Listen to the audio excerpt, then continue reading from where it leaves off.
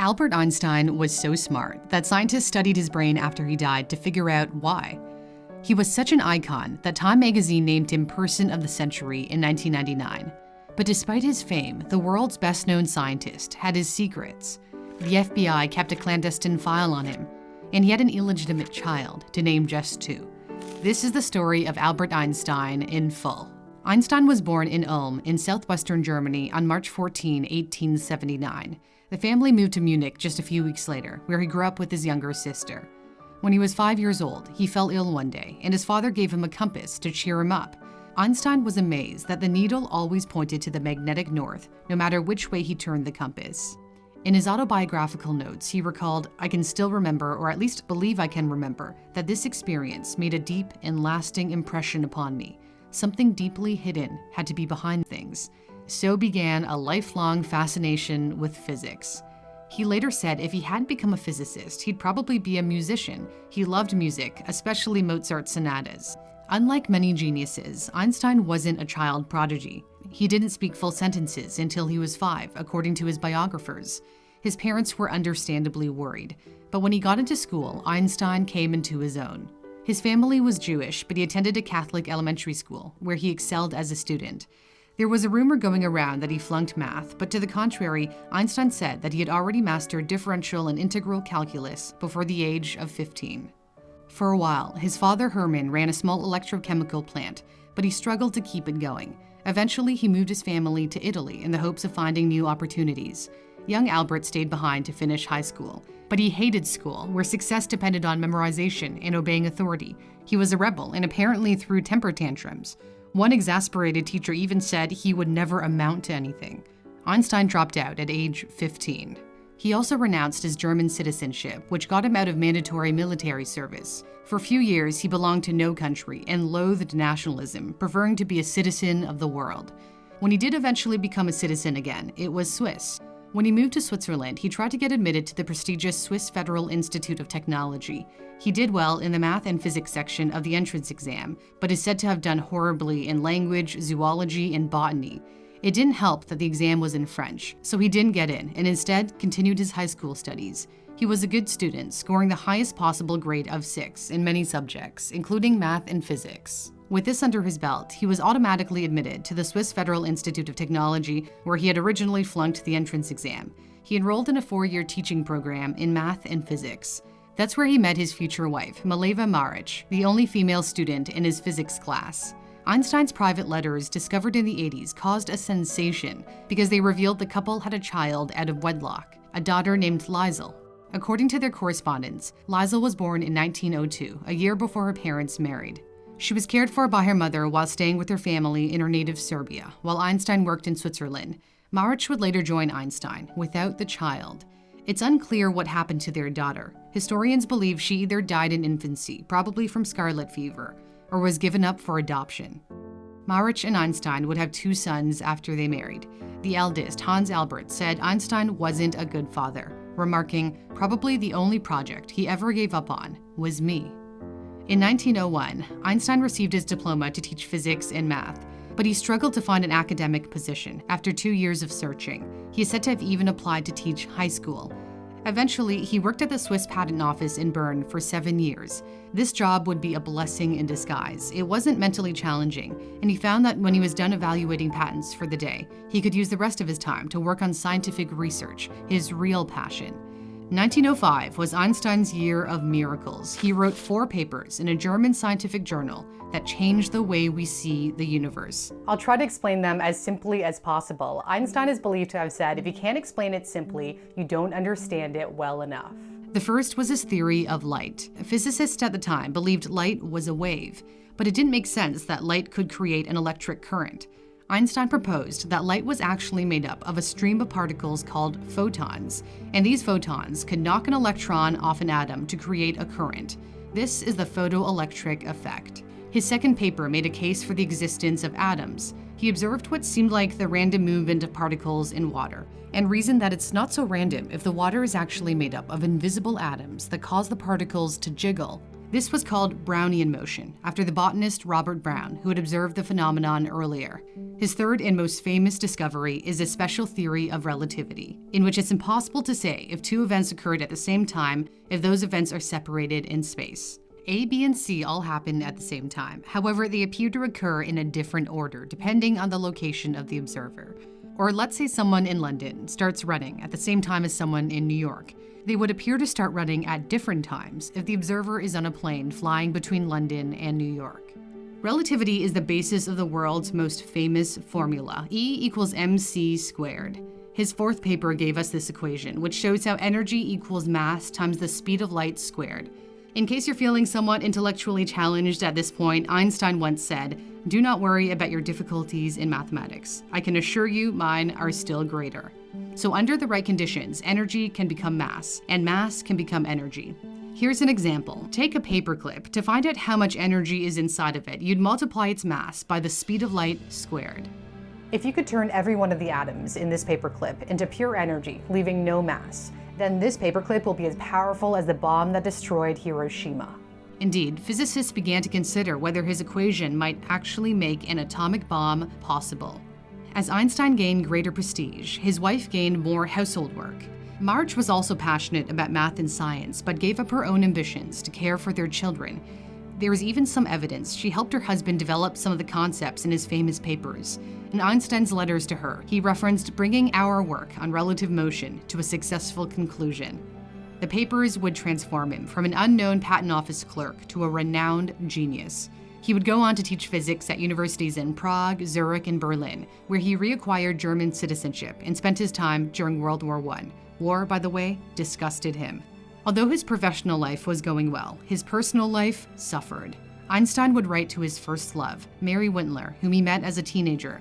He spilled his heart out to her, saying how much he missed her and how he thought of her whenever he had a free moment. It was perhaps no surprise when he and his wife eventually split up. Marich took the boys to Zurich, while Einstein remained in Berlin. They divorced in 1919, and immediately after, Einstein married his first cousin, Elsa Lowenthal, with whom he had been having an affair for years. He would later end up cheating on Elsa as well. As part of the divorce agreement with Marich, she would receive money from a Nobel Prize if he were to ever win one, and he did in 1921 for his theory of light, not his theory of relativity. There was something about his relativity theory that kept nagging at him because it didn't acknowledge the existence of gravity. So he tinkered with it for 10 years before coming up with his general theory of relativity, which completed the picture. 200 years before Einstein, Sir Isaac Newton provided the world with insight into gravity, but didn't explain how it worked. How is it that the sun pulls on the Earth? Einstein's general theory of relativity says something heavy like the sun causes a warp or dent in space. The Earth is impacted by the dent and rolls around the sun like a marble rolling in a bowl. In other words, orbits. His theory also suggested that light from another star would be bent by the sun's gravity. If this were true, then starlight passing by the sun would be bent so that we on Earth would think that the apparent location of the star is different than it really is. This theory was considered to be preposterous at the time and could only be proven during a total solar eclipse when the moon blocks out the bright light of the sun. And that's exactly what happened in 1919. English astronomer Sir Arthur Eddington traveled to the coast of West Africa to photograph the total solar eclipse. The sun had in fact deflected the light. Recently, Einstein was proved right once again. Stanford University astrophysicists saw light behind a black hole for the first time, which is strange because black holes have such a strong gravitational pull that light cannot escape them. The reason we can see light is that the black hole is warping space and bending light as predicted by general relativity. Einstein became a celebrity overnight, instantly recognizable thanks to immense press coverage, even though his theory meant very little to the average person. The world needed something to celebrate after a long and horrifying war. He began traveling abroad, going to Asia, the Middle East, and the US, where he gave lectures at Columbia University and Princeton. He published an essay on his first impression of America in 1921, noting, "What strikes a visitor is the joyous, positive attitude to life. The American is friendly, self-confident, optimistic, and without envy." He would make more trips to the US, and while on one of these visits in early 1933, he came to the stark realization that he could never return to Germany. The Nazis had come to power under Adolf Hitler, and Einstein was everything the dictator hated. He was Jewish, he was part of the intelligentsia, and he was a pacifist. A German magazine listed him as an enemy of the regime with a caption, "Not yet hanged," and reportedly put a $5,000 price tag on his head. When he returned to Europe, he went to Belgium, where he renounced his German citizenship. He then traveled to England. Einstein had offers to teach at Oxford and several European universities, but chose to emigrate to the US. He took up a faculty position at the Institute for Advanced Study in Princeton, New Jersey, where he remained for the rest of his life. Many prestigious American universities like Harvard and Yale had very few Jewish faculty or students as a result of discriminatory quotas. By the time he had arrived in the US, his best scientific research was already behind him. Nothing would trump his theory of relativity or his other work. He tried and failed to find one equation to explain all of the forces of nature. Despite the stability he found at the research institution, life wasn't always easy for Einstein. His younger son, Edward, was diagnosed with schizophrenia and suffered his first mental breakdown. His wife, Elsa, suffered from a painful illness that would take her life in 1936. And to his horror, scientists began to look at whether his equation, E equals mc squared, could in fact make an atomic bomb. Einstein detested war. He had dedicated much of his time to writing about peace. However, despite being a pacifist, he was alarmed by the rise of fascism and signed a letter to President Roosevelt in 1939, warning him that the Nazis were working on an atomic bomb. This led Roosevelt to set up the Manhattan Project, the secret American-led effort to develop an atomic weapon. Einstein's formula was key to its success, but he wasn't involved with the project himself because the FBI didn't trust him. Washington considered him a security risk because of his association with the peace movement and socialist organizations. The FBI kept tabs on him. They had a dossier that grew to over 1,400 files. FBI Director J. Edgar Hoover even recommended he be kept out of America under the Alien Exclusion Act, though this was overruled by the State Department. Einstein was also a civil rights activist. As a Jewish scientist who experienced anti-Semitism in Germany, he was taken aback by racial segregation in the US. In 1946, he traveled to Lincoln University, a small university in Pennsylvania that was the first to grant degrees to blacks. He gave a speech in which he called racism a disease of white people. I do not intend to be quiet about it. Yet it appears he was not immune to the disease. His private diaries would reveal prejudiced attitudes toward other races.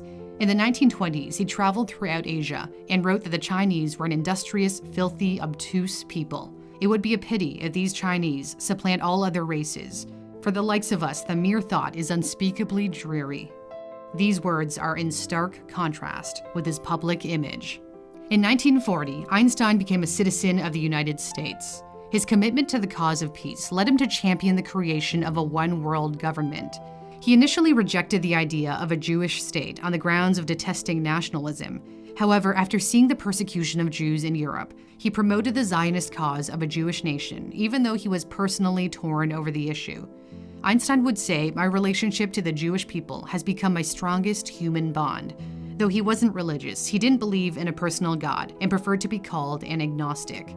The State of Israel was created in 1948, and in 1952, Israel's Prime Minister David Ben-Gurion offered Einstein the post of president. Einstein declined, explaining that he had spent his life dealing with objective matters and lacked the aptitude and experience of dealing with people. He was smart enough to know his own shortcomings. On April 17, 1955, Einstein checked himself into Princeton Hospital in New Jersey after his abdominal aortic aneurysm burst. The aorta is the largest blood vessel in the body. He had previously had surgery on it. This time, he refused surgery, saying it was tasteless to prolong life and that it was time to go.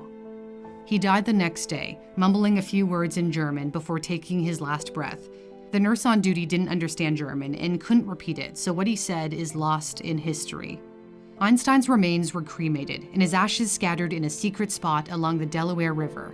Those ashes didn't include his brain. A pathologist named Thomas Harvey removed his brain so that scientists could try to figure out why he was so intelligent, but he did so without permission. After Einstein's family found out, he eventually got the okay to use the brain for scientific research. Einstein's brain was found to be missing a bordering region called the lateral sulcus, which researchers believe may have led neurons in this part of the brain to communicate better. Scientists also believe his neurons used up more energy because his brain was found to have a higher percentage of glial cells, which nourish, support, and protect the neurons. The pathologist then cut up the brain into pieces, stored it into jars preserved in formaldehyde, and kept it in his basement. Today, the most celebrated brain in the world is in pieces at the Mutter Museum in Philadelphia. It's hard to imagine what Einstein would think of all this attention. He specifically wanted to be cremated so that people wouldn't worship his body. But worshipped he is. The 99th element of the periodic table is named after him. Einsteinium was discovered shortly after his death.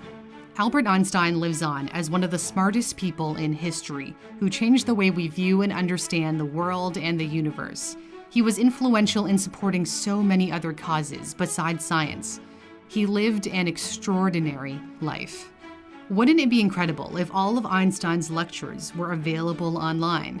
Right now, there is a new way of learning, thanks to my sponsor, Skillshare. Skillshare is an online learning community where you get access to thousands of classes on a variety of topics. There are classes on everything from learning how to create engaging YouTube videos with MKBHD. The first 10 seconds, I would say, is the most important 10 seconds of your video. To editing those videos, to taking better photos with your DSLR. And with my special link in the description, it's free to try out for a month. Each class is broken up into short sections and there are no tests. And again, Skillshare is completely free to try out if you use the link in my description. Thanks so much for watching. If you like what you saw, give it a like and don't forget to subscribe to my channel. For Newsthink, I'm Cindy Palm.